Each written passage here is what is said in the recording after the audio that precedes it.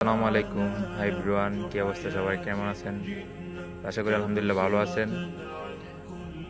তো যেহেতু কালকে ঈদ, তো আমাদের ঈদগাহ মাঠটা কিছুটা অগোছালো ছিল। তো আমরা সবাই চলে গেলাম ঈদগাহ মাঠে। তো যাই দিয়ে আমাদের কিছু ছোটো ভাই ব্রাদার কাজ করতেছে। তো হুজুর আমাদেরকেও ডাকাইলো।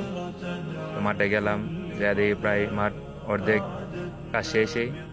তো কাজ শেষ পর্যায়ে আমি গেলাম, যাই দিয়ে জাহিদ কোদাল দিয়ে যা কাজ করতেছে, এবং আমাদের আরো ছোট ভাই ব্রাদার আছে।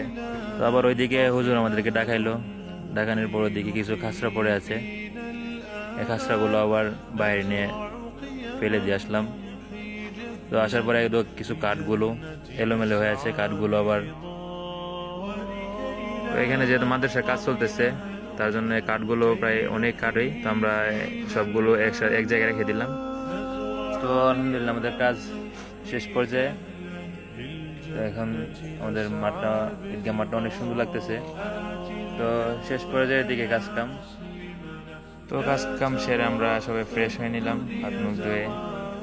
তারপর আবার ওইদিকে হুজুর আমাদেরকে ডাকাইলো। ডাকানোর পর দেখলো গাছে একটা কাঁঠাল পেকে আছে। তো সবাই মিলে কাঁঠালটা খেয়ে ফেললাম। খাওয়ার পর ওইদিকে আরো কিছু ছোট ভাই ব্রাদার আসলো। তো এসে দেখে কাঁঠাল প্রায় শেষ। তো এখন আর কি করবো, ওখানে কিছু যা ছিল তাই খাইলো।